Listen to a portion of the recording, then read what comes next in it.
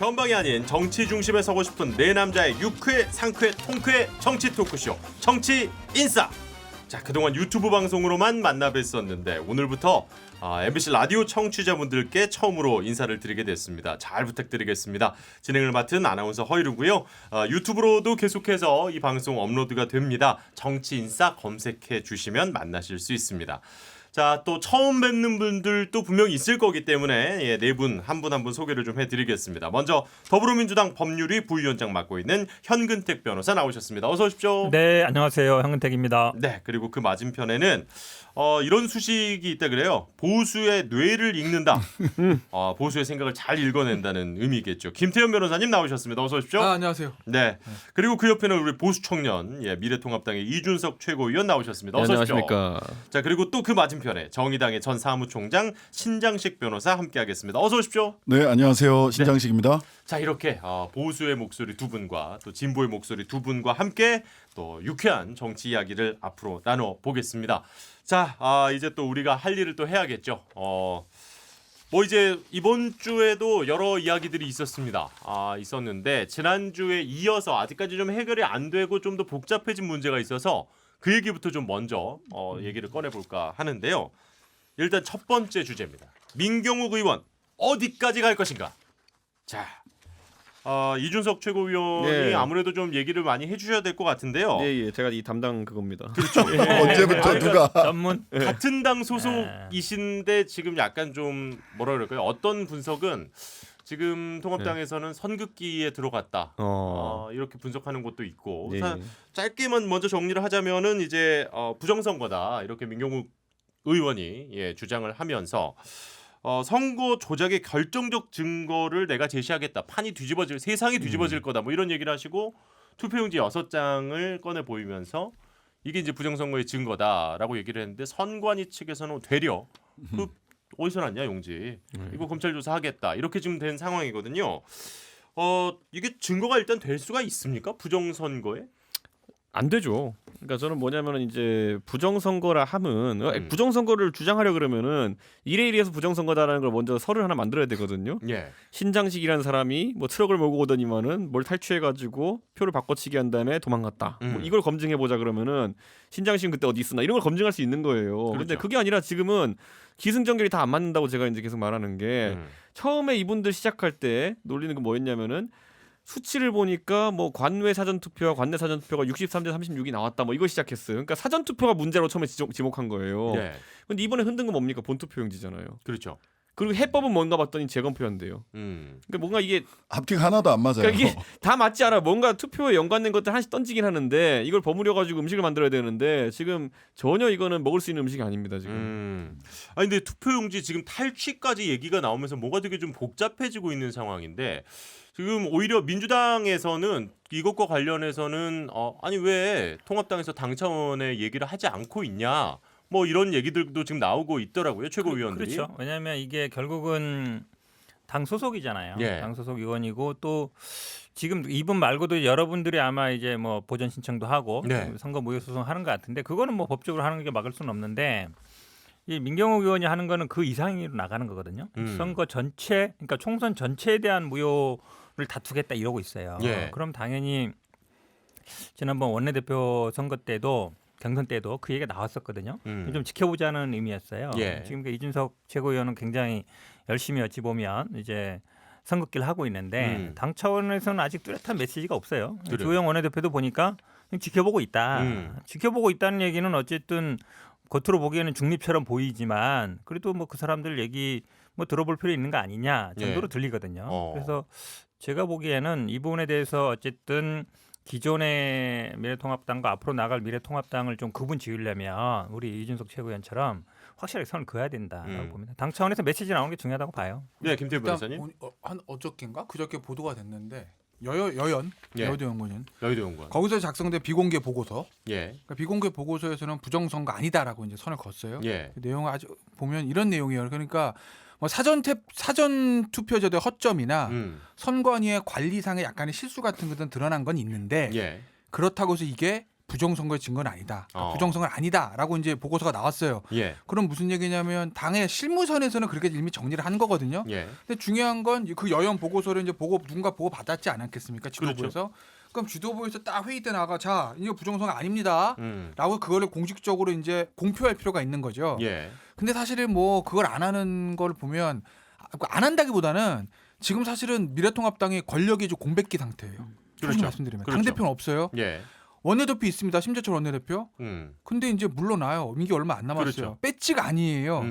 그럼 차기 원내대표는 지금 저 주호영 원내대표인데 예, 주호영. 아직 공식적인 원내대표는 아니거든요. 아, 그렇네요. 그렇죠. 그러니까 지금 이 권력의 교체기에서 권력의 공백 상태이기 때문에 누구 하나 주도해서 그걸 할 지금 뭐 최고 회의도 지금 안 열리고 이러는 상태니 아마도 이거는 이제 새 원이 5월 말에 시작이 되고 5월 30일. 뭐 30일. 예. 그러면 어쨌든 비대위 출범 전이라도 주호영 원내대표가 공식적인 지금 당 대표 권한 대행 예. 또는 이제 당대표 비대위원장 오더라도 당내 넘버 2가 되는 거거든요. 음. 선출직으로 보면은 1등인 거죠. 예. 아마 이제 5월 29일 날 원 구성되고 나면 그러면 지도부가 제대로 굴러가면 늦어도 6월 초에는 아마 주호영 원내대표 입에서 저는 나올 거라고 봐요. 이 부정선거에 대한 문제가.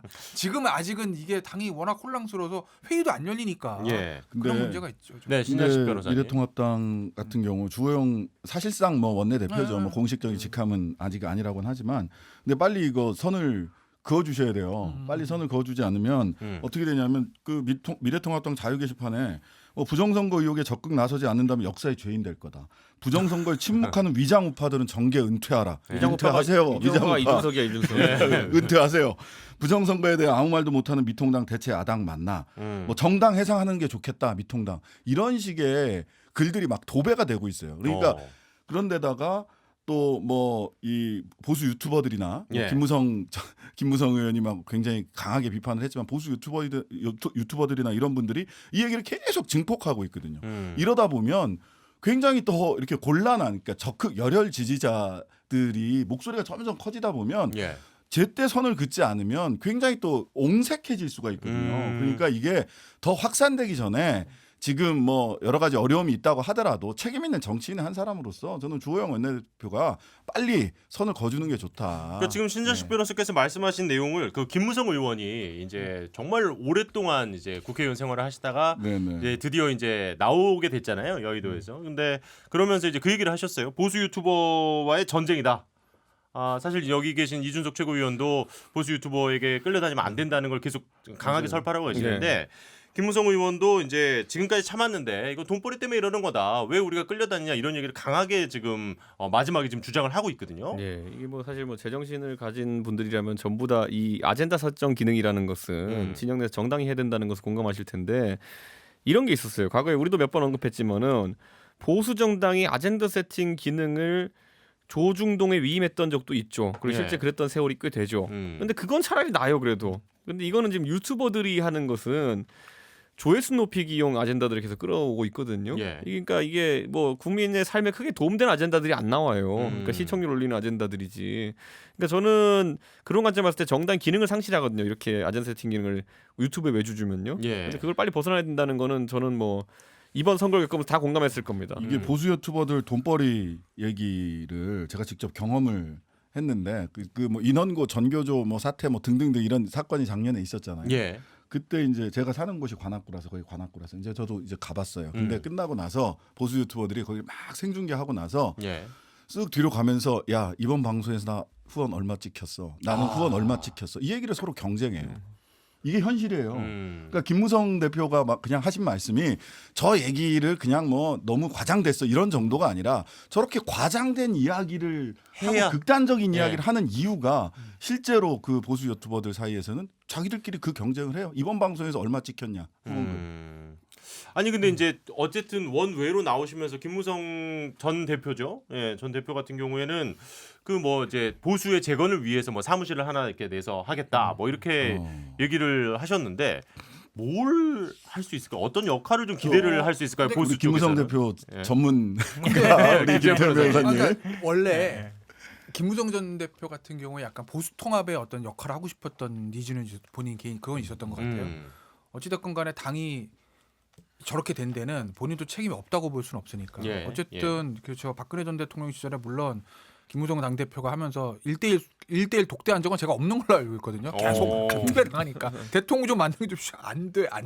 속된 말로 2016년 공천하기 전에 김무성 대표하고 박근혜 대통령하고 청와대에서 독대해서 어느 정도 선만 만들었어도 예. 공천 파동 안 일어났죠. 아. 그럼 총선 안 졌을 거예요. 예. 그러니까 그 정도로 두 사람의 독대는 되지 않았으나 어찌됐던 간에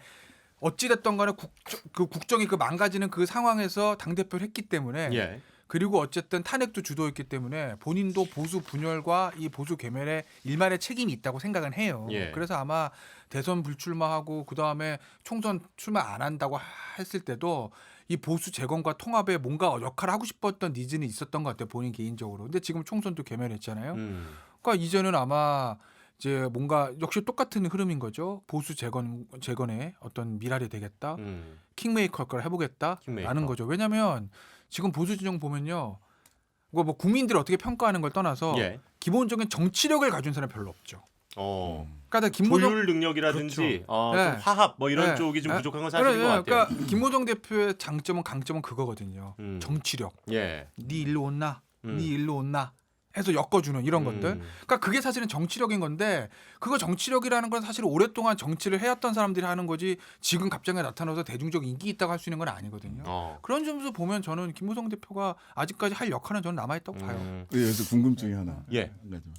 그 김무성 대표가 이 보수 유튜버들에서 인제 전쟁이다 이놈들아 하고 했던 그게 김웅 당선인 하고 얘기를 하면서였죠. 유튜브 예, 있죠. 예. 김웅 방송 김웅 맞아요, 당선인 맞아요. 유튜브였죠. 한국일보 예. 인터뷰. 아니 한국일보 한국일보 인터뷰였는데 둘이서. 그 예. 김웅 당선인에게 그러니까 예. 선배 예. 의원이 이제 신임 초선이 된 의원에게 뭐 이렇게 전해주는 이야기 뭐 이런 식으로 돼 있었죠.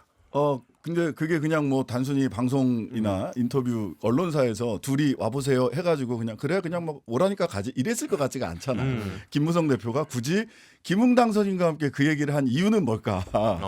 김무성 대표하고 김웅 당선인하고 그 사실 유승민 대표가 그 김웅 당선인을 영입했던 걸로 예. 기억을 하는데 혹시 뭐 김무성 대표와 김웅 당선인 사이에 무슨 뭐 관계라든지 이런 거 특별히 찍어서 키워보고 싶다 뭐 이런 건지. 그러면 근데 언론사의 선택이었을까? 아니 근데 그냥 언론사의 선택이다. 이제 사실 그게 이제 한국일보의 제 기억엔 정승임 기자가 네, 아마 네. 했을 텐데 실제로 다 이제 그 소위 말하는 비박계와 친분이 있는 기자이기도 하고 하지만은 거기서 이제 김무성 대표가 이 보수 유튜버 공격하면서 뭐 그런 얘기했어요. 예. 보면은 뭐.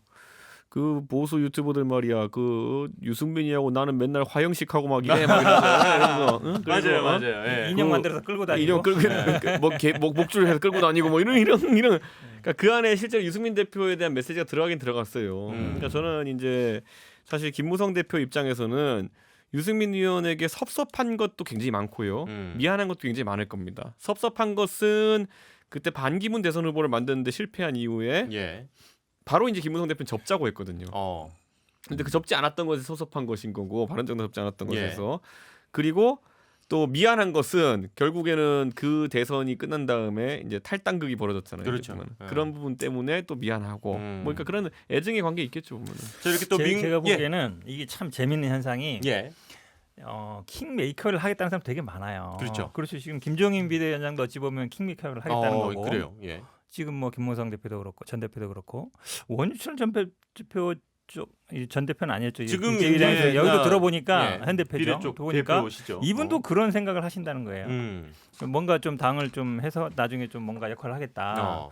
사실은 근데 킹이 될 사람이 있어야 메이커가 필요한 건데. 예. 제가 그래서 그때 어찌 보면 킹이 될 사람을 만드는 게 중요하잖아요. 정당이 제대로 되고 그다음 그런 사람이 나와야 되는데 그렇죠. 다들 뒤에서 뭔가 만들겠다고는 하는데 정작 만들 사람이 있나요? 저는 그게 더 중요하다고 이렇게 봐요. 얘기할 뭐냐면 얼마나 어이가 없었냐면은 제가 지난주쯤에 그 미래한국당과 이제 미래한국당이 합당을 결의하기 전에 예. 미래한국당과 국민의당이 연합교섭단체를 꾸밀 수도 있다라고 제가 이제 언급을 했거든요. 예. 그랬더니 바로 미래한국당의 조수진 대변인이 저한테 막 다른 당의 최고위원은 알지도 못하면 나서지 말라는 식으로 얘기를 해요 갑자기. 그래서 이게 무슨 꼴이냐 해가지고 저는 갑자기 당황해가지고 봤는데 왜냐하면 저는 그 얘기를 미래한국당의 의원한테 들은 거거든요. 예. 그러니까 이게 뭔가 했는데 그러니까 거기서 제가 봤던 게 뭐냐면 미래한국당 내에도 그 약간 그 생각의 차이들이 있더라고요. 그러니까 잘 생각해 하는 것도 그렇고 그렇죠. 이제 막 교섭 단체가 될 수 있으니까. 그러니까 결정은 났는데 이런 거죠. 미래한국당의 초선 비례대표 의원들 같은 경우에는 이해관계가 어떻게 되냐면은 빨리 큰 당 가서 일하고 싶죠. 예. 예. 근데 반대로 이제 미래한국당으로 차출된 통합당 출신 다선 의원들 같은 경우 이번에 불출마했잖아요. 그렇죠. 그분들 같은 경우에는 딱 하고 싶은 게 뭐냐면 손학규 대표 놀이. 아. 예.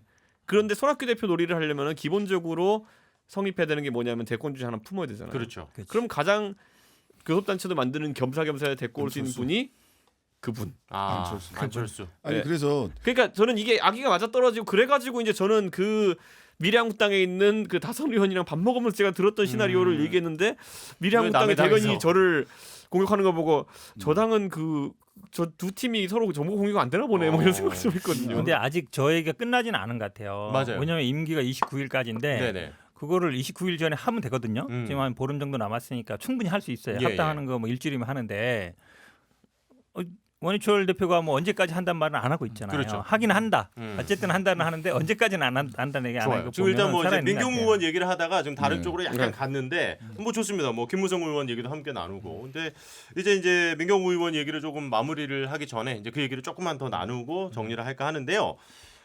일단은 지금 민주당이나 이제 정의당 측 진보 진영에서 볼 때 민경우 의원이 계속 뭐 지지자들이 민경욱 대통령 뭐 이렇게 외치면서 계속 이렇게 투표용지를 가지고 논란을 만드는 것 뭐 그렇게까지 나쁘진 않을 것 같은데요.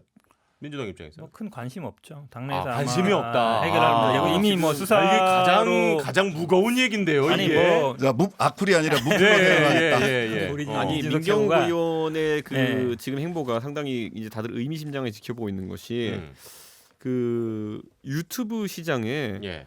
최초로 그 지상파 메인 뉴스 앵커 출신이 진입하는 거예요. 아. 그게 왜냐하면 원래는 전부 다 기껏해야 무슨 막 그 만담하는 종편 패널 출신들이 보통 하거든요. 그러면 네네네. 그런데 드디어 이제 진짜 배기 어. 그러니까 이제 가는 거기 때문에 다들 아니 근데 그러면은 KBS 분들의 부끄러움은 누구의 몫이 되는 거예요? 아니, 근데 진짜 이 시장의 판도가 달라질 수 있다는 걸 이제 보고 있기 때문에 아. 그쪽에 이제 그러면은 그 고정 패널들 명단을 쫙 말씀드릴게요. 뭐 민경욱 앵커의 이현주, 뭐 차명진 이런 분들이 고정 출연하시지 않을까. 우리의 경쟁 프로가 될 가능성이 높죠. 저 이준석 최고하고 100% 같은 얘기인데 생각인데 예. 사람이 어느 정도 다 지적 수준이 되는 사람들이 음. 일반인이 이해할 수 없는 행동을 할 때는 예. 노림수가 있는 겁니다. 그럼요. 바보가 아닌데. 자 민경호 의원은 지금 저렇게 하면서 이렇게 해서 이게 부정선거가 인정돼가지고 선거 무효하고 내가 다시 연수해서 재선거가 일어나도 내가 배지가 달 거라고 생각하겠습니까? 그렇지는 않겠죠. 아닐 거예요. 예. 왜 해요 그런데? 텔레비 나오고 싶어서 얼굴 전국적으로 다 알려진 사람인데 그럼 정치적 제기를 이렇게 하면 정치적 제기가 됩니까? 안 돼요. 예. 왜 그럴까? 나는 똑같은 얘기. 민경국 TV 100% 나온다. 지금 있는지 모르겠어요. 있을 거예요. 있을까요? 그리고 아마 1년 내에 보수 유튜브의 조회수 1, 2등은 민경국 TV와 차명진 TV가 다툴 거다. 아니 근데 그래, 난 너무 아까 그런 노림수라도 예. 아니면 이건 상식적으로 이해가 안 이해가 안 가니까. 그리고 보수 유튜브의 특성상 뭐냐면 지금은 우군인 것 같지만은 민경우 TV가 뜨면은 다른 채널들이 공격하기 시작할 겁니다. 그리고 이 얘기 한 번 더 해야 되는데 네네. 유튜버에 절연하는 거 있잖아요. 네, 이준석 네. 의원의 화두를 던지 김무성 대표랑 전쟁을 한다고 예. 했고 뭐 전쟁의 방식이 어떻게 할지 뭐 왠지 본인이 김무성 TV 만들 것 같은 생각도 들었어 나. 아 진짜 나도 그럴 수 있지 그거는. 예. 예? 나가야 되나 그럼 거기? 어쨌든 예. 이준석 TV 키우려는 건가? 아니 일단 예. 저희 스케줄이 우선이니까 아, 그렇죠. 그거는 꼭 지켜주시고요. 예. 보세요. 예를 들어 한 정부가 출범했습니다. 대통령이 첫 번째 인터뷰를 어디 하냐가 되게 중요하잖아요. 그렇죠. 대부분 K본부를 했죠. 공영방송이니까. 예. 근데 K본부가 아니라 무슨 어디 유튜브랑 했다. 음. 그러면 그 소속 배지들이 어디로 가겠어요? 그 유튜브 올려가요. 예. 대통령 마음은 저긴가 보네. 음. 공중파가 아닌데 이런 식으로. 퀴즈. 황교안 대표가 취임하거나 첫 번째 인터뷰한 데가 어딜까요? 그성 펜앤마이크 아닌가? 제가 알기로는 조중동이 정재기 아니에요. 아니에요. 예. 정재기. 제가 정규죠? 알기로는 S자로 시작된 유튜브를 알고 그러니까 있어요. S 한수? 유튜브로죠. 네, 한수? S 유튜브로 한수? 저는 그렇게 알고 있어요. 아 네, 저는 맞아요. 아니 맞을 거야 아마. 관심이 없어서 그게 굉장히 엄청난 메시지인 거다. 아. 이거죠. 당 대표가 당을 재건하기 위해서 보수 정당 대표가 취임을 하면 첫 번째 인터뷰는 솔직히 말로 조중동 중에 하나인 게 맞아요. 예. 뭐냐면 그래요. 뭐 당대 보수 야당 대표 입장에서 속된 말로 다른 언론들은 조금 뭐 진영적으로 반대라고 하면 그래도 내 얘기를 제일 받아줄 수 있는 게 조중동, 예. 뭐 TV조선, 채널A 여기랑 한다 그러면은 뭐 그래도 이해가 가는데 보수 유튜브랑 저는 첫 번째 출연한 걸 알고 있어요. 약간 그 좀 젊은 느낌을 주고 싶었던 거 아닐까요? 아니, 왜 이러세요? 왜 그러세요? 왜 그러세요? 아니 한번 그럼 얘기해요. 너무 나가서 지금 당 대표가 그러면 그 밑에 있는 배지들은 아. 내년에 공천은 저 사람이 하는데 저 사람이 저길 나갔구나. 거기 몰려가기 마련입니다. 예. 그 이후부터 모든 자유한국당 배지들이 저 유튜버 몰려가가지고 말을 내뱉기 시작했어요.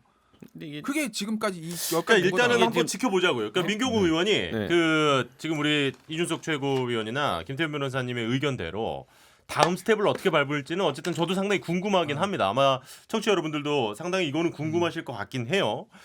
그리고 이제 민주당 측에서는 관심 없다라는 아주 묵직한 한마디를 남기셨고 저도 그렇게 말했으면 좋겠어요. 민주당 이슈 관심 없어요. 그러고 알아서들 하시오.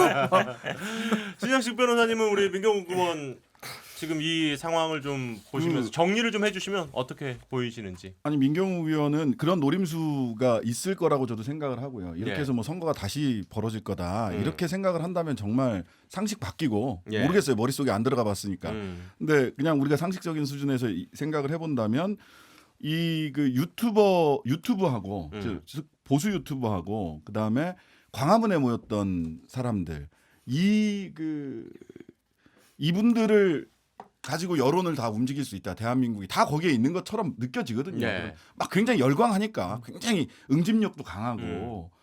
근데 그게 이번 그 총선 결과, 총선 실패의 가장 큰 원인 중에 하나인데 여전히 그 미망에서 벗어나지 못한다면 빨리 미통당이 선을 거주지 않으면 괜히 미통당까지 한꺼번에 같이 취급될 수가 있겠다. 그러니까 이게 예. 저희가 봐야 되는 게 유튜브가 감당할 수 있는 여론전의 총량이 얼마인가를 봐야 되는데 예.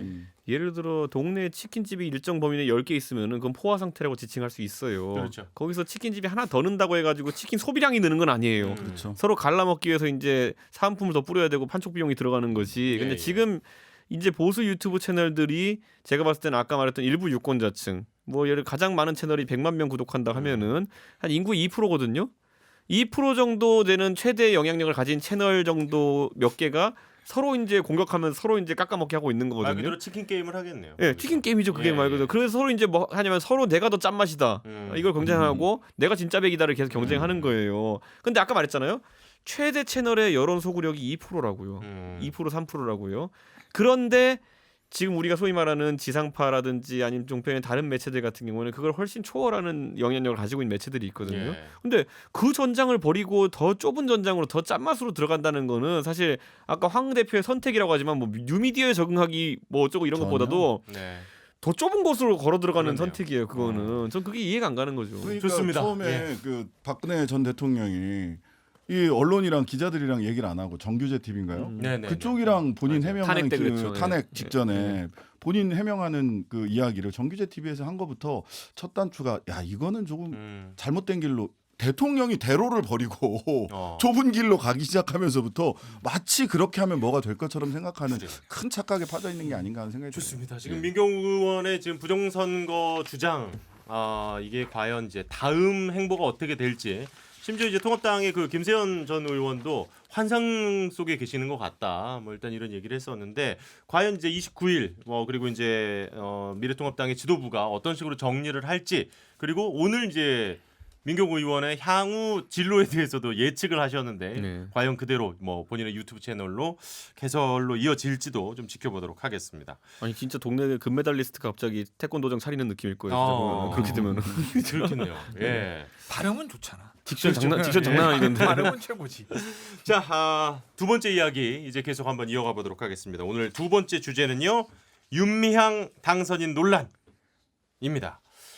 친일 세력의 부당 공세냐 아니면 어쨌든 이 단체를 운영하는 데 있어서 문제가 정말 많았기 때문에 이것은 책임을 져야 한다. 뭐 이렇게 뭐 아주 뜨겁습니다. 예. 정치권을 뜨겁게 달궜던 이슈인데요. 정의기억연대 이사장을 지내셨죠. 이 윤미향 더불어시민당 당선인을 둘러싼 논란입니다. 일단은 좀 이거는 민주당 쪽 입장인 현근택 변호사님께서 얘기를 좀 먼저 해주셔야 될 것 같아요. 어떻게 지금 실태 파악을 하고 계시는지 이게 사실 민주당이 아니지만 시민당과 합당을 하기로 그렇죠. 했기 때문에 이거는 분명히 문제가 되거든요. 그러니까 저도 사실은 뭐 당내에서 지금 실제로 어떻게 조사하고 있는지 잘 모르겠는데요. 네. 정확히는. 근데 이제 저도 개인적인 경험을 한번 말씀드리고 싶어요. 저도 20대 중반에 이제 어쨌든 군대에서 뭘 이렇게 이런 비자금은 아니지만 이제 판공비 비슷한 걸 현금으로 정보부대에 있으니까 현금으로 네. 나오는 게 있었거든요. 그거를 쭉 관리를 해보니까 일단 현금으로 나와서 현금으로 지출을 해요. 그러다 보니까 항상 불만이 있더라고요. 예. 그 중간 간부나 아니면 사병들이나 저도 그때 생각한 게 그거를 다 이렇게 장부로 만들어 가지고 게시판에 공개하고 다 사인을 받았어요. 예. 그러니까 한 1년 정도 지나서.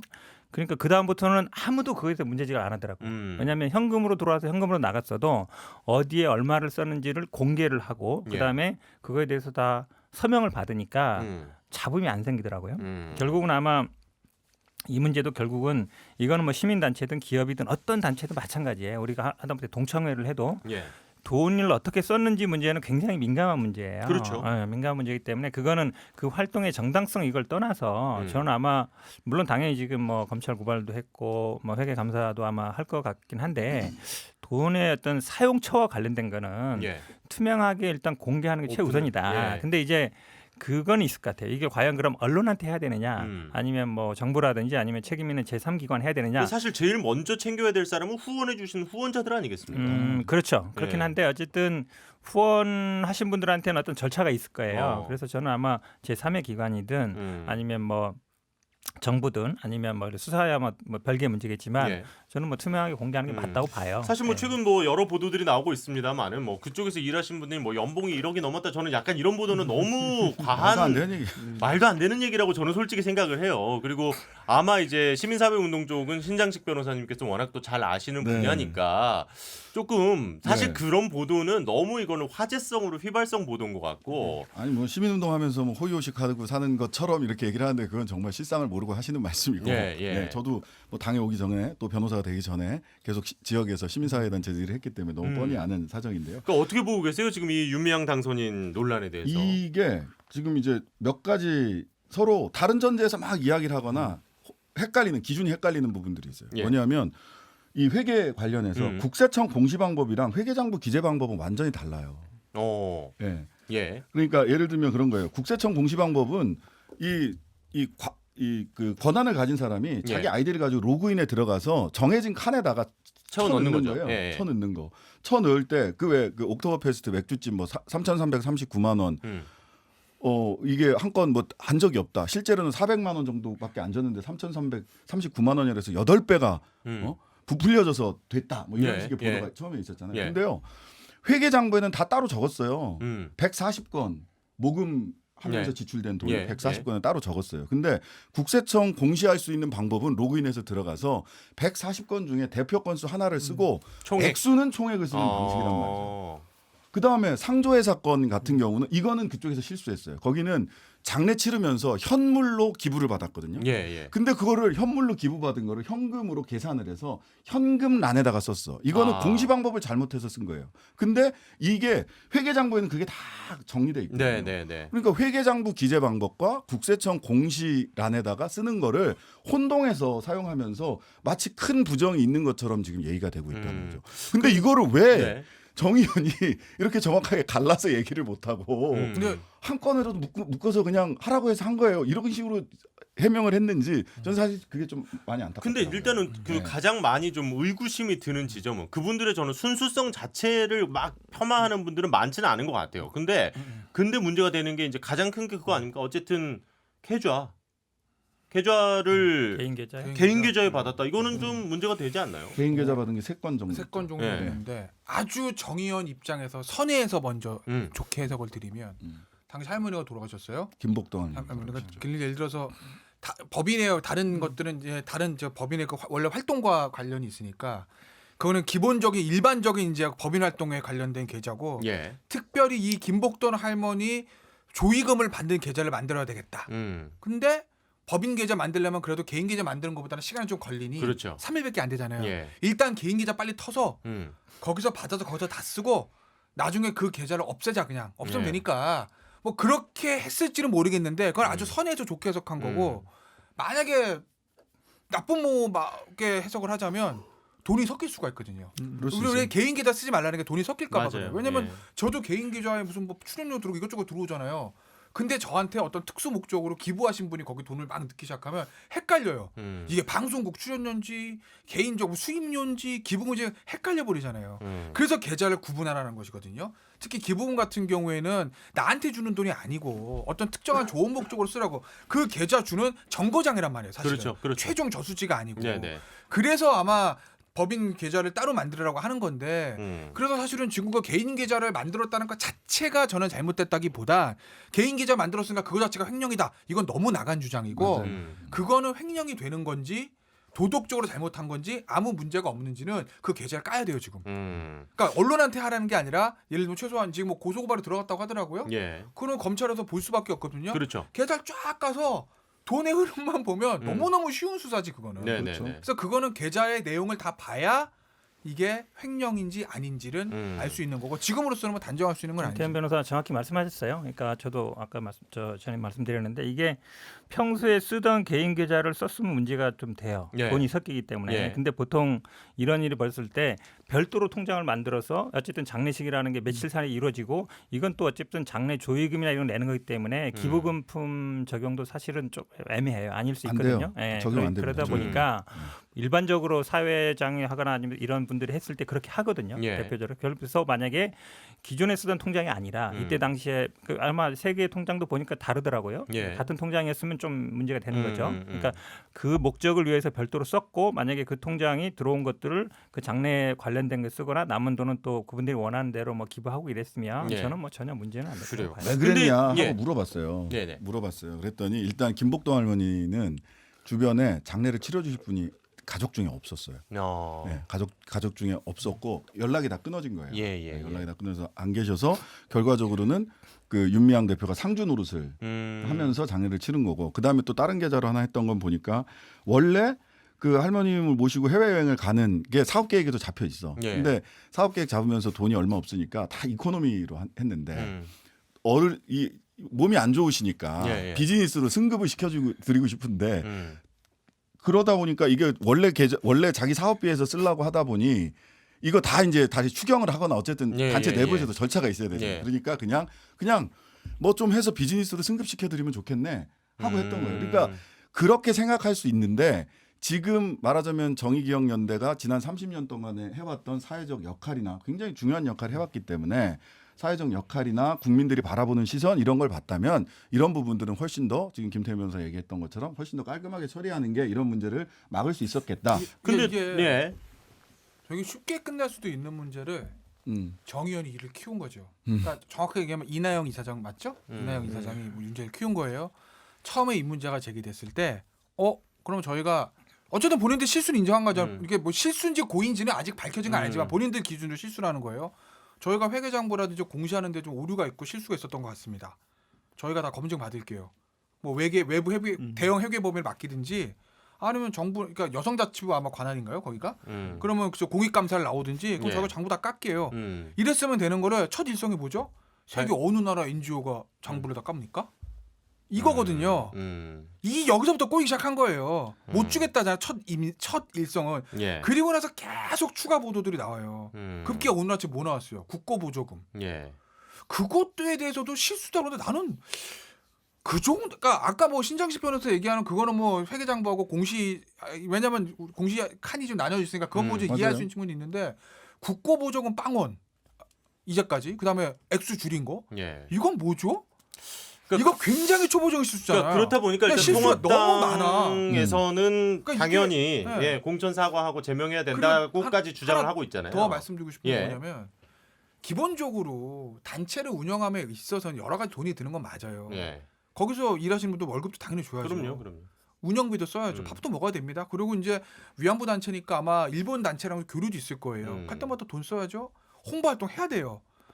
그래도 주된 목적은 뭐죠? 피해자 할머니 직원인데 거기 기부금을 보내시는 분들이 그래도 주로 내가 여기 오늘 한 10,000원 보냈는데 할머니한테 드리겠지라고 생각하고 주잖아요. 예. 물론 그 돈 중에서 일부는 뭐 다른 데 쓸 수도 있지만 근데 피해 할머니한테 간 액수 너무 적다라는 거죠. 두 자릿수 1% 2%인데 오늘 언론 3, 4% 되나?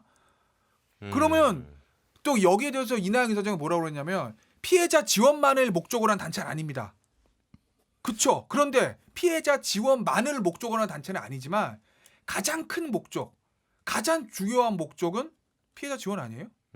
이게 그 부분은 근데 그 본인이 처음 이게 우리 국민들이 바라는 거는 국민들이 그렇게 생각했을 수 있어요. 근데 우리나라에도 구호 단체, 구호를 전문으로 하는 단체, 예. 사회복지 공동모금회, 예. 유니세프, 세이브 더 칠드런 이런 데가 이제 구호 목적 단체고, 예. 그다음에 사회운동 단체, 어떤 추상적 가치나 뭐 이런 걸 위해서 설립된 단체들이 있단 말이에요. 흔히 뭐 영어로 하면 애드보커시 단체라고 예, 하는데, 근데 어쨌든 정의연 같은 경우는 본인들은 애드보커시 단체임을 사실은 표방을 해요. 근데 국민들은 구호였으면 더 좋았는 거 아닐까? 나는 그렇게 쓰였으면 내 돈은 그렇게 내 쓰였으면 돈은 좋겠는데 할머니들에게 바로 드렸으면 바로 좋겠는데. 드렸으면 좋겠는데 이렇게 생각을 한단 말이에요. 근데 실제로 구호 단체 같은 경우도 우리나라에서 제일 큰 구호 단체가 사회복지 공동모금회인데 2014년 그 얼마나 썼는가를 보니까 모금액이 한 5,800억. 예. 그다음에 다른 사업 수익까지 해서 한 6,400억 정도를 사업 수익이 있었어요. 근데 그 중에 매출이죠. 매출 말하자면. 근데 배분액은 4,700억이에요. 그러니까 운영비가 1,320억이 들어요.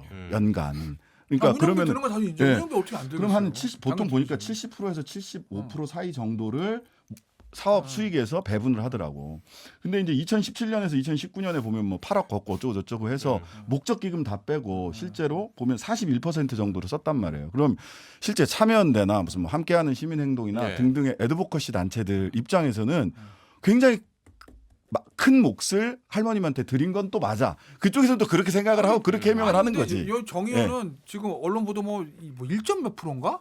어느 해는? 그거는 제가 말씀드릴게요. 왜냐하면 그게 아마 한 기간에는 그런데 사실은 이 그분들한테 지원해 준 게 제일 큰 거는 일본에서 10억 원 받았을 때 그랬죠. 그걸 안 받은 분들한테 모금해서 1억씩 드린 거였고 이제 그분의 영수증이 하나 나왔는데 그러다 보니까 한 해 특정해는 그렇게 1억을 들으신 거고 나머지 해에는 좀 금액이 적었던 것 같아요. 그런데 이제 정의연에서는 총 지금까지 몇 프로다 이렇게 얘기한 예, 거고 예. 언론에서는 그 1억을 지급하지 않았던 해 보니까 적었다는 것인데 저는 또 하나 말씀드리고 싶은 게 예. 국가나 지방채 보조금을 써본 분들은 그렇게 간단치 않다는 거 알 거예요. 왜냐하면 이거는 받고 그다음에 통장 쓴 내역이라든지 이거를 매년 보고하게 돼 있거든요. 예. 그래서 나는 장부 공시하는 거에 그게 누락받고 해서 그 돈을 뭐 횡령했거나 아니면 빼돌렸다거나 이렇게 볼 건 아니라고 봅니다. 근데 지금 이게 또 친일 대 반일 프레임 대결로 조금 번지는 양상도 지금 나타나고 있는데요. 번지는 게 아니라 누가 번지게 만들려고 그런 발언들을 했죠. 요 얘기를 좀 이준석 최고위원 좀 물어보겠습니다. 그러니까 이게 민주당 뭐- 측에서는 친일 세력의 부당 공세다. 뭐 그러니까 이게 뭐 사실 친일 세력의 윤당선인 길들이기라는 이런 김두관 의원의 오히려 거꾸로 공격 같은 경우에는 사실 이걸 누가 시작했느냐를 따져보면 말이 안 되는 주장이라는 걸 알 수 있거든요. 예. 이거 원래 이용수 할머니가 이제 처음 언급하면서 사실 회계에 대한 부분도 사실 그쪽에서 먼저 언급한 거거든요. 근데 그걸 가지고 이게 친일 세력이 기획했다고 하면 친일 세력이 할머니를 포섭했다는 것인지 아니면 할머니 본인이 친일 세력이라는 것인지 뭐 주장 자체가 너무 튀거든요. 저는 그리고 이런 걸 봤을 때 자, 회계 장부에 대해서 오류가 있을 수 있고 또는 일부는 뭐 금액이 문제 있는 금액이 있을 수 있어요. 그런데 지금까지 단체를 수십 년간 운영해 오면서 그 안에서 핵심 멤버인 할머니들의 불만 섞인 반응들이 이렇게 나오고 있다는 것은 예. 그거는 장부가 깔끔하냐 법에 들어맞느냐만 별개의 문제거든요. 맞아요. 예를 들어 요양원에 어떤 할머니들이 계신데 가족들이 찾아왔는데 야 여기 와 우리 밥 진짜 맛없고 이거 니네가 뭐 한 달에 200만 원씩 낸다는데 우리 진짜 뭐 이거 제대로 서비스 못 받고 있다 이렇게 하면은 그 자체로 문제가 되는 거예요. 그 급식 장부가 잘 됐냐 못 됐냐 이런 문제가 아니라 그러니까 저는 그런 측면에서 정의연이 좀 더 낮은 자세로 가있어야 되는데 초기에 정의연이 보였던 자세 중에 가장 문제가 되는 건 뭐냐면은 지금까지 대한민국이 그 일본에 대해서 도덕적 우위를 가질 수 있었던 것은 이 할머니들의 증언이 신빙성이 있고 증언이 구체적이기 때문에 그것을 바탕으로 주장했던 것인데 예. 할머니들이 연로하셔서 그런 것처럼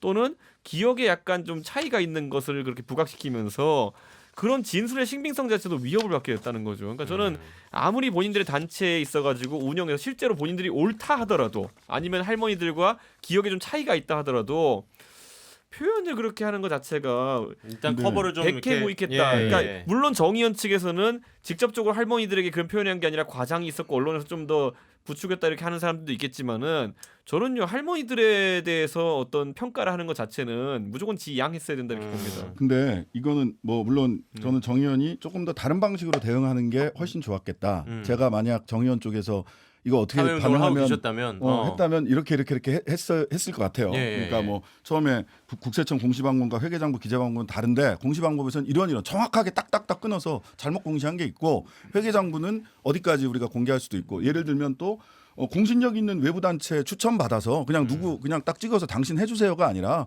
공신력 있는 외부 단체로부터 회계사 추천 받아가지고 정확하게 다 하겠다. 이제 곧 뭐 그렇게 할 거라고 저는 얘기를 듣고 왔는데 어제 예. 또 엊그제 수요 집회에서도 그 외부 감사 받겠다 이렇게 얘기를 했어요. 네. 국고부적 문제가 있어서 안 받을 수가 없는 네. 거예요. 외부 감사 받겠다 그렇고 공신력 있는 단체로부터 외부 감사 회계사한테 받을 것 같아요. 예. 조금 더 빠르게 이 대응이 나왔어야 되는 게 그러니까요. 좀 아닌가라는 아쉬워요. 생각이 하나가 예. 들고요. 근데 사실은 지금 뭐 조중동을 비롯한 보수 언론의 이 논조나 취재 태도나 또는 이 사설 조선일보 사설 보고 난 사실은 좀 깜짝 놀랐어요. 아 이렇게까지 얘기를 할 만한 것인가? 그 뭐 위안부 문제로 국민 성금도 받고 일본 측 위로금도 받고 국회의원까지 된 사람들 이렇게 일한단 말이에요. 막 섞어놨어. 윤미향은 위로금도 받고 국고보조금도 받고 뭐 그다음에 국회의원까지 된 사람처럼 느끼게 읽혀지게 이렇게 해놨고 그다음에 시민단체들은 뭐 전 국민적 염원을 명분 삼아 어느 순간부터 문제 해결보다 문제 유지와 재법에 더 치중하고 있다.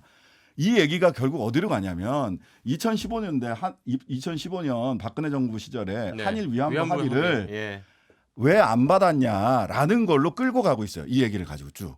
그러면서 실은 위안부 합의를 받았어야 됐는데 정의연이나 이런 사람들이 정의연 쪽 사람들이 할머니들을 제대로 돈 받지 마라 이렇게 말렸다. 말리고 협박하고 심지어는 근데 이렇게 저는 하면서 그 딱 이런 식으로 지금 인터뷰 보도를 하고 취재 있단 말이에요. 대상이 저는 약간 문제라고 보는 게 그 네. 언론의 태도 중에서 네. 인터뷰 취재 대상이 전 외무부 뭐 외교부 그렇죠. 직원 예. 근데 그 사람들이 그 합의를 했던 사람들이잖아요. 맞아요. 그러니까 그 사람들의 이야기를 가지고 신빙성을 얘기를 하는 거는 저는 좀 문제가 네. 있지 않나. 그다음에 근데 무토 결국- 마사토시 전 일본 대사 이런 네. 사람들만 그러니까 인용해서 얘기한다. 그게 결국 이제 예. 좀 논점에 번지는 건데 윤미향 당선인이 그 당시에 결국 그 외교 한일 위안부 합의를 다 끝난 다음에 본인 주장대로 나중에 뭐야 이거 이렇게 알았는지 아니면 당시에 이제 그 TF에 있는 그 외교부 팀들과 어느 네. 정도 의견 교류를 하면서 음. 이렇게 하겠습니다. 그러니까 이게 아, 말씀하신 오케이, 게 그렇게 이제 하세요. 사전에 네. 인지를 하고 있었냐. 요게 이제 되게 또 하나의 지금 논쟁거리예요. 인지에 더 나가서 협상에 어느 정도 발을 담그고 있었는지. 예를 들면 피해자 측 얘기를 들어야 될 테니까 외교부 입장에서 아 우리는 이렇게 하려고 하는데 뭐 어떻게 생각하십니까? 이 과정이거든요. 이거 글쎄 모르겠습니다. 저 외교부 공부 안 해봐서 모르겠는데 예. 이거는 지금 당시에 저 신장식 변호사가 말씀대로 당시에 이해관계가 있던 당시에 그걸 담당했고 현 정부 들어와서 적폐로 몰려서 밀려났던 사람들 얘기로 이거를 판가름할 게 아니라 이거 외교부 안에 가면요 문서 있을 거예요. 당시 아, 협상 찾아보면 과정에 돼요. 있었던 어쨌든 외교부에서는 그렇죠. 그러니까 외교부에서 까면 돼요 이걸. 그러니까 외교부에서는 어. 현재까지 공식적으로 그 민관 TF 한일 그 예. 위안부 협정 관련된 민관 TF의 자료 그다음에 외교부의 공식적인 멘트는 한국 측 조치를 구체적으로 알리지는 않았다. 그러니까 그 소녀상 철거라든지 뭐 불가역적 그렇죠. 불가역적이 제일 예, 컸죠. 불가역적 이런 다시는 논의할 수 부분들을 없다. 뭐 그러니까 그런 거예요. 일본에서는 이렇게 한다고 음. 한다까지는 알렸다. 근데 한국 측이 이런 조치를 해달라고 하는 일본 측의 요청은 알리지 않았다라는 게 외교부의 현재까지의 공식적인 확인. 제가 봐도 예. 그게 일리성 있어 보이는 게 왜냐하면 이분들이 계속 요구했던 게 뭐 돈을 얼마나 달라 이게 진심어린 아니거든요. 사과. 그렇죠. 사과했죠. 예. 진심어린 사과했는데 그 부분에 대해서 사실은 저는 아마 박근혜 정부에서 뭐 요구했는지 모르겠지만 예. 일본 측에서 그런 답변을 받고서 하진 않았을 것 같아요. 그 당시 쟁점이 말씀하신 것처럼 이걸 다시 재론할 수 있는 게 아니라 사과를 하느냐 마느냐였어요. 이분들 예. 계속 요구한 거는 예. 돈의 문제가 아니었고, 근데 지금 보수 언론이나 이쪽에서는 약간 그 돈을 받으려고 했는데 못 받겠다 이걸로 가고 있는 거거든요. 그거는 지금 논점이 흐린 거다. 우리가 요구한 거는 우리 측에서 정당이나 이분들이 요구했을 거는 사과를 해라. 예. 그 다음에 문제였는데 그 부분 제가 보기에 속 빠진 것 같고 아마 일본에서 그 당시에 사과를 명시적으로 한다거나 아니면 우리 네. 정부가 사과를 명시적으로 요구해서 그걸 반드시 받겠다거나 저는 그러지 않을 가능성이 더 그러니까 높다고 그러면은 봐요. 그거 얘기 하나만 더 좀 그게 여쭤볼게요. 외교부의 예를 들어 공식적인 그러니까 일종의 외교부 관계자의 말을 빌려서 하는 거지 그게 외교부의 사실 공식 멘트는 아니잖아요. 일종의 백브리핑 같은 거지. 이거 그러니까 당시에 보면은 면담 기록 같은 거 공개하면 거기다 나올 건데 아니, 그렇지 이거는 않겠어요? 공식 멘트로 알고 있어요. 외교부에서 낸 공식 대변인 멘트. 브리핑이에요? 네, 공식 그런 게 멘트요. 없다고. 예. 한국 측 조치를 구체적으로 알리지는 않았다. 그러니까 일본 뭔가를 측에서 뭘 알렸다는 하겠다라는 거잖아. 것까지는 그게 말이 진짜 이상한데 왜 외교부 당국자라는 외교부의 언사라는 게 조사 안 했다라 뭐 법조문도 그렇지만 예, 예. 구체적으로 알리지는 않았다는 얘기는 뭔가를 알리긴 알렸다는 거예요. 근데 뭐가 그러면 중요한 나는 거냐면 그 그게 당시 뭐까지를 상황을 보면 박근혜 정부는 어떻게든 이걸 하려고 했고 그랬죠. 아까 피해자 단체라든지 정대협이나 이런 데서는 사과해야 된다 이거였거든요. 그게 어찌 보면 가장 부딪히는 지점이었는데 박근혜 정부는 저는 그렇게 생각해요. 개인적으로 어쨌든 명분을 갖춰야 돼. 피해자 네. 단체와 대화를 해야 되고 소통하고 찾아갔을 거예요. 근데 그런 내용들 지금 약간 불가역적이라든지 손해상 철거한다든지 10억엔 받고 한마디로 퉁친다. 예. 사과 내용은 없다. 이 얘기를 저는 안 했을 가능성이 높다고 봐요. 그 얘기를 안 예, 했다고 예. 확인을 한 거예요. 근데 사실 이게 단순히 이 위안부 합의 문제가 결국은 나중에 지소미아까지 이어지는 이 지금 계속되는 한일 관계에 네. 어떻게 보면은 시작점 중에 이 분란의 시작 같은 게 이 한일 위안부 아버지가 합의라고 65년 보이거든요. 한일 합의하고 딸이 어찌 보면 이제 2015년 해서 정리하려고 그랬죠. 두 분이 어쨌든 역할을 한 거죠. 근데 이제 아니 근데 그러면 일단 민주당은 이거 어떻게 대응하실 거예요? 그 다음에 이제 이 얘기는 아까 얘기를 이제 신현식 변호사님께서 정리를 해주셨으니까 요 얘기는 이제 통합당 쪽 의견을 들으면서 마무리를 좀 해야 될 것 같아요. 일단은 사실관계 파악이 중요하다고 보고요. 네. 아까 말씀처럼 이제 국고보조금이라든지 지방정 보조금은 일단 감사 대상이고 그다음에 일단 단체에서도 외부 감사를 받겠다고 했기 때문에 저는 아마 사실관계 확인하는 게 우선이다라고 봅니다. 아니 그러니까 근데 일단 아까 이준석 최고위원이 얘기한 것처럼 할머니들 특히 이제 이용수 할머니께서 되게 좀 문제 제기를 하셨던 게 크게 좀 아픈 지점이라고 저는 보이거든요. 정 의원 입장에서는. 그러니까 그 부분에 대해서는 이제 쭉 저도 다 읽어봤어요. 근데 이용수 할머니, 그러니까 정의연의 활동 방식, 그다음에 이용수 할머니가 말씀하시는 게 이 앞으로 정의연이 어떤 방식으로 활동해야 되는가에 대해서 약간 결이 달라요. 비슷한 말씀을 하고 계신 일본의 책임이나 이런 거 묻는 거는 확실히 분명히 네. 하는데 자 여기 한일 학생들이 다 와서 교육받아야 된다라든지 그냥 이 얘기에는 뭐가 있냐면 지금 보니까 이용수 할머니는 관점이 아시아의 전쟁 피해 여성, 예. 아시아의 전쟁 이후의 전후 세대의 청소년들의 교육 이런 쪽으로 지금 관점이 가 계세요. 보니까 폭이 이렇게 훨씬 넓어지셨어요. 근데 사실은 어찌 보면 그래서 좀 불편해하는 사람도 있고 그래서 더 열광적으로 참여하는 분들도 계시지만 사실 정의연의 활동은 굉장히 민족적 감정, 민족주의적 감정을 촉발하는 측면이 분명히 있습니다.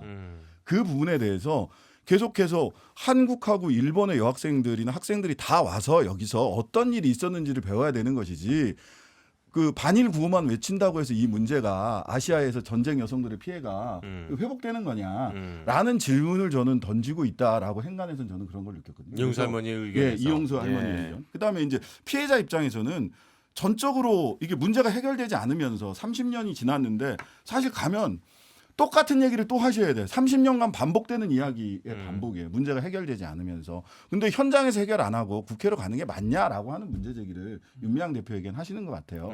그건 이제 사람마다 관점. 나는 국회에 가서 해결하는 게 우선이다라고 생각하는 사람도 있고 아니다. 현장에서 당신이 끝까지 책임지고 해결해야 된다라고 생각하는 사람들도 있을 거니까. 이건 사실 좀 충분히 좀 대화의 필요가 저는 있어요. 이번에 근데 이용수 할머니가 이제 환기시킨 부분은 뭐냐면요. 결국 지금의 방식은 안 된다라는 것에 있어가지고 이분들 할머니들이 과거에 뭐 위안부 합의 2015년 때는 미진한 부분이 있어가지고 거기에 대해서 뭐 처음에는 찬성했다 나중에 반대한 분도 있고 입장을 여러 가지로 정하셨는데 자 그럼 그때 그 반대하는 논리 중에 하나가 뭐였냐면 더 나은 협상을 해야 된다라는 것이었어요. 네. 그리고 실질적으로 민주당의 인사들이 저랑 토론하면서도 파기하면 그다음 어떻게 됩니까? 그랬더니만은 우리는 더 나은 협상을 할 수 있습니다라고 얘기했었거든요. 근데 그렇다면 지금 이제 한번 짚어봐야 되는 게 이용수 할머니의 그런 어떤 방향 전환이나 이런 것에 대한 인식이 어디서 나오냐면요. 지난 2015년부터 벌써 5년이 지났어요. 그리고 할머니들은 5살씩 더 드셨고요. 돌아가신 분도 있고요. 근데 과연 파기된 거 외에 어떤 진전이 있었는지에 대해 가지고 단체 차원에서도 아니면 대한민국 정부가 하는 걸 보고도 불만족스러운 지점들이 있는 거예요. 저는 앞으로 이 정의연이라는 단체 앞으로 어떤 방향성을 가지고 갈지 이제 좀 지켜봐야겠지만은 2015년의 국면에서는 분명히 정부와 약간 대립하는 입장에서 가지고 할머니들의 대리인 역할로 국민들에게 비춰졌었거든요. 예. 자 그럼 지금의 문재인 정부에서는 정부와 어떤 모양새로서 이 문제를 같이 해결해 나갈 것인지 좀 지켜보고 싶은 것이 저는요 이제 이게 네덜란드에서도 위안부 피해자들이 있었어요. 네덜란드 위안부 피해자들이 항상 이제 한 분씩 돌아가시면서 네덜란드 활동가들이 얘기했던 게 뭐냐면은 위안부 문제나 아니면 이런 뭐 전쟁과 관련된 2차 대전과 관련된 문제들 같은 경우에는 완벽한 해결도 중요하지만 시간도 아주 중요한 변수다. 왜냐하면 증언해 주실 분들이 돌아가면은 그렇죠. 굉장히 돌아가시면. 그게 협상력도 떨어지고 예, 실제로 예. 그 대중에 대한 어쨌든 소구력도 떨어지기 때문에 음. 그것도 중요하다 이랬는데 저는 우리 사회가 전반적으로 이게 뭐 특정인의 책임이라는 게 아닙니다. 이 문제에 대한 해결을 위해 가지고 각자 역할이 있는데 지금 예. 정의원이나 아니면 이번 정부에서 그 역할을 충실히 했는지,도 한번 따져보는 계기가 됐다 서둘러 주실 필요가 있다. 예, 이렇게. 그런 면에서 그 정의원과 정부의 역할이 저는 굉장히 중요하다고 생각을 하고요. 사죄, 교육, 제대로 된 교육, 피해자 지원, 이 뭐 세 박자가 다 돌아가야 된다고 생각을 하고 이번에 이 정의원과 위안부 문제에 아주 그냥 집중적으로 하나하나 나락 하나까지 관심을 가져주셨던 조중동 등 보수 언론에서도 네. 이 위안부 문제의 해결을 위해서 적극적으로 앞으로도 관심 좀 제대로 가져주시고 문제 해결에서 함께 노력할 수 있었으면 좋겠어요. 이런 열의로 오늘 그 나락 하나까지 까드집던 네네. 그 열의를 가지고 그 열의는 아마 예, 금방 사그라들 거라고 저는 보고요. 예. 지금 아마 우리 저기 자료를 보니까요. 그 동안에 우리 등록 안 되신 분도 많은데 등록되신 분이 240명인데 그분이 222분이 돌아가셨어요. 예. 생존이 18분이니까 사실은 그 시간이 중에 아마 없어요. 제일 그 말씀도 많이 하시고 적극적으로 활동하신 분이 이용수 할머니인 거 맞아요. 그렇죠, 그렇죠. 지금도 보면 굉장히 저도 뭐 강의 몇 번 들어보고 이랬는데 굉장히 말씀도 정확하게 하시는데 그래서 어쨌든 얼마 시간이 없거든요. 그렇게 본다 그러면 이게 단순히 지금 현재 어떤 뭐 비용 문제 이런 게 아니라 네. 근본적으로 지금 자꾸 2015년을 들추면 복잡해져요. 왜냐하면 뭐 할 말이 많죠. 왜냐면 왜 그렇게 합의했냐는 걸 올라가니까. 근데 그 문제를 다시 뭐 꺼내서 재협상해라. 이거는 저는 또 쉽지 않은 문제라고 보기 때문에 현재 상태에서 일단 이분들이 살아계실 때 뭔가 마무리를 지어야 된다. 좋습니다. 저도 예. 뭐 그게 필요하다고 봅니다. 네, 김태현 변호사님. 아마 이용사 할머니 인터뷰가 쟁점이 두 개인 것 같아. 정의원의 활동이 이렇게 하는 게 맞는가 본인 입장에서. 맞아요. 그 다음에 돈이 투명하자 두 개거든요. 음. 근데 지금 조중동을 비롯한 보수 언론에서 거기에 기사를 많이 쓰고 있는데 1번에 관한 거 이거에 대한 기사는 안 써요. 네. 왜? 이건 사실 굉장히 폭발력 있는 문제거든. 그렇죠. 이거야말로 만약에 잘못 건드려서 자 조선일보 기획기사 오늘 1, 2, 3, 4, 5로 갑니다. 정의영 활동 이대로 좋은가? 이거 잘못하면 진짜 잘못하면 그 친일 반일 문제 생길 수도 있어요. 예, 예. 만약에 조선일보나 조중동에서 그 기획해서 계속 정의연을 까대기 시작했다. 그러면 민주당 일부 의원들이 얘기하는 친일 세력이 무슨 폄훼하기 이 얘기가 맞을 수도 있겠죠. 근데 지금 언론의 관심은 그게 아니라 돈 문제거든요. 네. 사실 첫 번째 문제가 어떻게 보면은 중요한 문제일 수도 있고 근본적인 문제. 이거는 사실은 국회에서 이렇게 해결해야지 언론에서 기사 써서 해결할 문제는 아닌 거잖아요. 이 문제들은 제일 근본적인 문제이기도 하지만. 그러니 지금 언론에서 특히 뭐 보수 언론에서 지적하고 있는 문제는 두 번째 돈 문제인 거지. 예. 정의원의 활동을 폄훼하는 그 기사는 단 한 줄도 없어요. 돈 문제에 관계된 거지. 그러니 이걸 친일 뭐 이 얘기는 안 하는 게 맞다. 저 이해찬 대표가 얼마 전에 그 얘기 의도는 모르겠으나 겉으로 나타난 워딩은 이거 사실관계 확인될 때까지 지켜보자라는 거잖아요. 예. 저는 제가 이해찬 대표라면 당 소속 의원들한테 이 문제에 대해서 당분간 언급하지 말아라고 저는 오더를 내릴 것 같아요. 근데 이제 이게 돈 문제가 정리될 때까지. 김 변호사님. 이게 돈 문제도 돈 문제인데 이거 그렇지 쭉 않아요? 이렇게 언론 모니터링 해보면 어. 조중동이 조금씩 달라. 기사의 쟁점이 다른데 예, 예. 아까 조선일보 사설 말씀드렸다시피 조선일보는 다른 데는 이게 동아나 중앙은 이 얘기를 그렇게 정치 쟁점화하려고 하지 않는 이제 돈 문제에 집중하는 경향들이 있어요. 그다음에 중앙일보는 중앙일보 재밌는 거는 말씀 돈 문제하고 사전 인지 여부. 그러니까 사전 윤미향 씨가 인지. 사전에 아까 얘기했던, 인지했냐? 그러니까 아까 한일 얘기했던. 위안부 협상을 미리 알고 있었느냐? 그 근데 내용을. 아까도 말씀드렸다시피 조선일보는 제법에 더 치중하고 그 2015년 합의 때 그때 문제를 해결했어야 되는데 실은 문제를 해결하기보다는 이 문제를 지속시키면서 그래야 자기들 단체에서 먹고 살만해지니까 이 문제를 계속 끌고 온 거 아니냐라고 하는 논조가 조선일보는 좀 너무 분명해요. 이런 거는 정말 좀 악의적이다.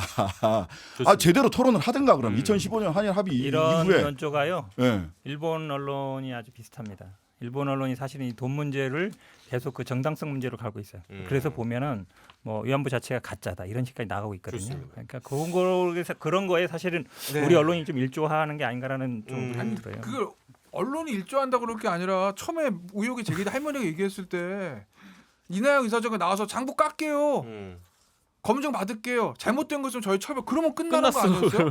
거기서 좋아요. 공개 못해도 버티다가 예. 일본 저 언론들만 좋은 일 시킨 거 아니겠어요? 자, 정리를 좀 해볼게요. 예, 일단은 지금 김태현 변호사님 말씀대로, 그러니까 지금 돈과 관련된 문제는 감사가 들어가든지 이제 외부에서 조사가 들어가면 어느 정도 답이 나올 것 그렇죠. 같습니다. 답이 나올 것 같고 제일 좀 고민되는 부분 중에 하나가 이제 사전 인지 문제하고 이제 할머니께서 서운하시다 뭐 이제 이런 부분인데 앞으로 이제 정의연이 좀 나아가야 될 방향에 대한 큰 고민을 또 한번 할 수 있는 그런 네. 좀 뼈아픈 또 쓴 약이 되지 않았나 좀 이런 생각이 들기도 하고 문제가 된 부분은 이제 또 수사 결과가 그렇죠. 나오면 우리가 한 번 더 또 얘기를 할 수 있는 기회가 있지 않을까 싶습니다. 예.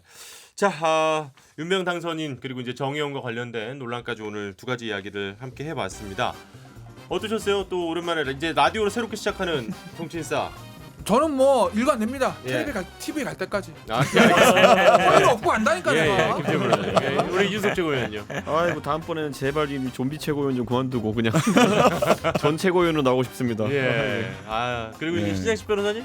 네, 저는 뭐 유튜브로도 인사드렸습니다만은 라디오로는 처음 인사드리는 거라서 사실 예. 지난 3월에 우리 뭐 청취자분들이나 국민들한테 굉장히 심려도 많이 끼쳐드렸고 또 여전히 더 많이 반성하고 더 열심히 우리 좋은 여론, 좋은 방송 만들기 위해서 더 열심히 노력하는 모습 보여드리도록 하겠습니다. 예. 자 그리고 현근택 변호사님까지.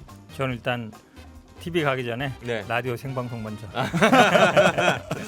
자 생방송 그래요 갈 수 있는 그날까지 또 여러분들이 이런 주제는 이 네 분이 한번 이야기를 해보시면 참 좋겠다 싶은 의견 있으시면 저희에게 보내주셔도 좋습니다. 문자번호 샵 8001번 짧은 건 50원 긴 건 100원의 정보 이용료 있고요. 또 미니를 통해서도 의견 주실 수 있으니까 기다리고 있겠습니다. 자 새롭게 출발하는 라디오 정치인싸 그리고 유튜브 정치인싸는 계속됩니다. 여러분들 늘 함께 해주셨으면 좋겠습니다. 여기서 인사드리겠습니다. 네 분 수고 많으셨습니다. 예. 네, 감사합니다.